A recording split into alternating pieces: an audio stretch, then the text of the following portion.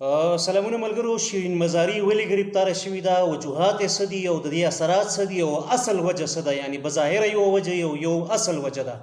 په دغه لنډه خبره کوم او دا قابل مذمت ده او کنه د کرپشن په دې کیس کې څومره حقیقت دی او دا کیس څومره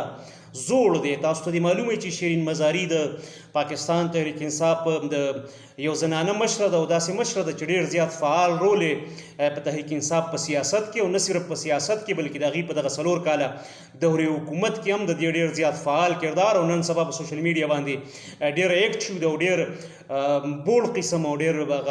بلنټ قسم تنقیدونه کوي لګیا ده په مختلفو خلکو باندې، په مختلفو ادارو باندې، په مختلفو موضوعاتو باندې کله او غږیږي او نه صرف په خپله بلکې د دې چې کوم لور ده محترمه زینب مزاري نو هغه هم ډیره ښه سماجي فعاله ده په ټولنیزو حقونو باندې، د انساني حقونو باندې نه صرف اواز اوچتوي بلکې وکیله د کیسونه هم کوي. بالخصوص دغه د بلوچستان میسنګ پرسنز چې کوم دی او د دې وجه شاید دام کې دي چې په خپل لایر ده ورسره د انساني حقونو فعاله ده یا مبارزه ده او د دې ترڅنګ دغه د دې تعلق هم د بلوچ فیملی سره دی یا بلوچ نسلونو سره دی، مزاریان اصل بلوچان دي چې په راجنپور او دغه سیمو کې اوسیږي. نو یو وجه دا هم کې دی چې خو بهرحال یو مؤثر اواز دی هغه اوچتوي. اوس راځم دا چې شیرین مزاري صاحبه ډاکټر صاحبه ولې ګرفتاره شوې ده؟ بظاهره خدا ویلی کېږي چې د هغې خلاف 50 کاله وړاندې د هغې د خاندان خلاف د 40,000 نه واله د 80,000 ایکړو پورې د ځمکې څه معامله ده او د غیر قانوني قبضې او فیک یا فوج دستاویزات جوړول او په ځمکه باندې په دومره لویه ځمکه باندې 40,000 کناله د 40,000 کنالو لپاره د 80,000 پورې ځینې مختلف متضاد دعوی دي چې په دې باندې د دې خاندان ناجایزه او غیر قانوني قبضه ده او دا کیس چې دی نو دا 50 کاله پخوانی دی. د بټو صاحب د دور کله چې لینډ ریفارمز کېده او په هغې کې خلکو باندې ځمکې تقسیمېدې، د لینډ لارډز ځمکې اخیستل کېدې او په خلکو باندې تقسیمېدې. اوس دا کیس چې دی د کیس حوالې سره ویلی کېږي چې په دې کیس کې دا اف آی ای او د انټي کرپشن چې کومې ادارې دي، بخښنه غواړم د انټي کرپشن ادارو دا په تیر دورې حکومت کې د عمران خان صاحب په دې دورې حکومت کې کله چې خان صاحب وزیر اعظم و، پنجاب کې بزدار وزیر اعلی او دا په خپله وزیر هم ونه وی چې دا په 11 مارچ باندې دا مقدمه درج شوي دی. دې حوالې سره انویسټیګیشنز چې کوم دي نو هغه کېدل ادارو کول غوښتل خو هغه وخت کې پکې څه رکاوټونه ګرفتاریان او پروسیډینګز ونه شو. خو دا ویلی کېږي چې دا مقدمه په 11 مارچ یعنې د تیر 2 میاشتې 3 میاشتې وړاندې درج شوي ده. یو ډیره زړه معامله ده. نو دا چې په زړو معاملو باندې کیسونه کېدل، اوس د پاکستان تحریک انصاف ځینې حامیان او سپورټران لګیا دي او هغوی وایي چې دومره زوړ کیس راویستل چې کوم دی نو په د دې معاملې په اصل باندې وروسته خبره کوم، خو دوی وایي چې دومره زوړ کیس په خلکو پسې راویستل دا میل انټینشنز دي یا یعنې نور دغې دي د وجوهات دي او صرف دغه کیس او کرپشن او ځمکه نه ده، د دې تر شا نورې خبرې دي یعنې سیاسي پولیټیکل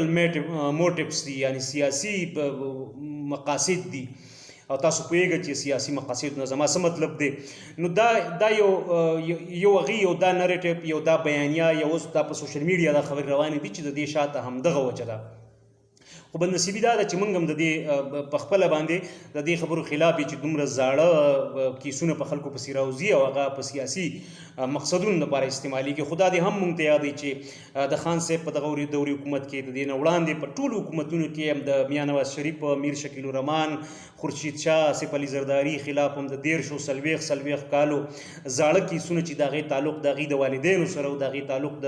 هغې د خاندانونو سره او د سیاست نه مخکې د هغې سره و. خو چې کله هغه راوته نو بیا اوس چې کوم خلک دغه کیس باندې ګوتې پورته کوي نو دې خلکو پړقې ورته وهلې، دې خلک یې اپریشیټ کول او دا یې نارې والې چې یہ ہوتا ہے لیډر اور یہ ہوتا ہے ویژن ہوتا ہے. اب مطلب یہ احتساب دی، اکاؤنټیبلټي د هر سړی دی حساب ورکړو،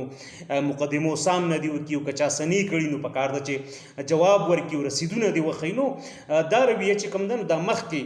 خدا د دې کلم دا مطلب نه لري چې مخکې یو کس کړي ده او زه د هغه یا خدای مکه سیاسي یا اختلاف ورسره کوم، نو پکار ده چې اصولي طور موږ هم د دې مخالف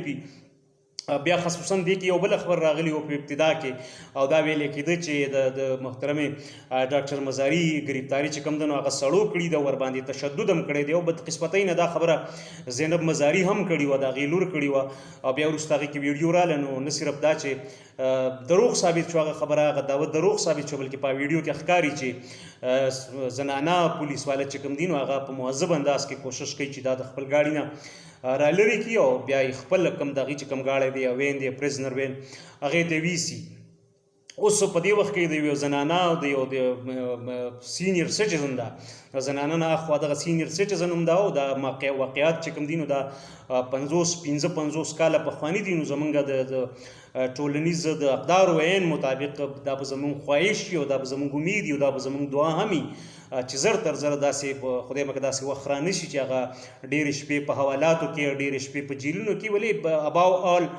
مونږ ته د یاد وي چې د سیاست سره سره دغه یو زنانه هم ده او سینیر سټیزن ده یعنی مشره زنانه ده بچي دي نوسیانې دي او خلک یې دي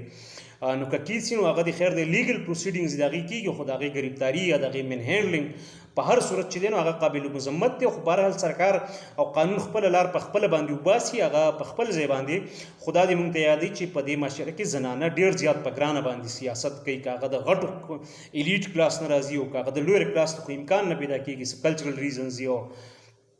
ټیبوز دي څه بلا ډېرې خبرې دي سټیریوټایپس دي نو دا چې دا لوی همت کوي دغه زنانه چې هغه سیاست ته راځي که زرتاج ګل ده که هغه مریم نواز ده که هغه آصفه ده که هغه شهید محترمه وه دې ټولو په خپل وخت باندې ډېر زیات لوی جرت او د همت نه کار اخیستی دی نو د قانون سره سم لارې په خپل ځای باندې خو که د دې خلاف کیسونه په پولیټیکل موټیوس باندې جوړیږي نو دا نامناسبه دي د دې ګرفتاري چې کوم ده نو زموږ دا یقین دی او دا زموږ دا دعا ده او زموږ دا درخواست هم دی چې کوم لیګل کور په ذریعه د آزاد شي په الحال او باقي کیس چلیږي نو خو به چلیږي او دا هغه خلکو ته یو سبق پکار دی کوم چې د نورو مشرانو د صحافیانو خلاف میر شکیل الرحمن خلاف کیسونه کېدل اوس د ارشد شریف خلاف هم امکان دی چې دغه خلاف اف آی آر کټ شوی دی او ګرفتاري کېږي نو ارشد شریف سره شل اختلاف یا عمران ریاض خان خو دغه ګرفتاري چې کوم ده نو دا بهرحال دغه د بیانیې دغه د دروغ هغه ټول پکار دی خلکو ته ویل پکار دي چې دا خلک دروغ وایي دا ذهن سازیانې دا د یوې جنډې لاندې کار کوي خو د هغې نه د اظهار رای ازادي اخیستل چې کوم دي نو دا د بنیادي شهري حقونو او د آیین چې کوم ضمانتونه دي د هغې خلاف ده نو پکار ده چې دغه هم کله هم داسې ونشي شي که ماضي کې شوي دي نو اټ ډزنټ مین چې لکه هغه د نن شوي یا د هغه موږ جسټیفای کوو چې چونکې پخوا شوي دي نو بس نن دا ټیک دی زه موږ سره شوي دي ما سره شوي دي هغه سره شوي دي زما جومات سره شوي دي زه چې چا سره وابسته یم هغه سره شوي دي نو دا رویه به بیا دا سلسله دا لړۍ به تر ډېر وخت بیا اوږده شي او بیا به موږ یو حل ته ونه رسو موقف همیشه اصولي پکار دی مطلب ان پرنسپل زه خلاف یم د پولیټیکل کیسونو نو هغه ماضي کې دا ما خلاف هم شوي دي نن زما د مخالف خلاف کېږي نو پکار ده چې زه نن هم خلاف پاتې شم دا د اخلاقیاتو دا د مهذبه سیاسیاتو بنیادي تقاضي دي زموږ نه پکار ده چې خیال یې وساتو دغه یو څو خبرې وي او د دې شاته وجوهات چې ګنې نور دي هغه د خپله خو دا کیس زوړ دی او دا ویلې کېږي چې دا د بټو صاحب د زمانې دی او په تېر دور حکومت کې د دې خلاف اف آی آر یا د انویسټیګیشن کوششونه شي یا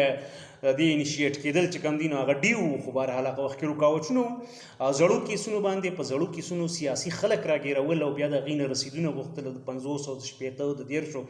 چې هغه وخت کې ټرانزیکشن هم فارمل نه و په هغه وخت کې حساب کتاب ظاهر خبره ده د پلار د کسره یو څیز و هغه وفات شو منځ کې هغه د منځه لاړ نو دا ټولې خبرې چې کوم دي نو دا د هر چا دپاره ایکولي بیا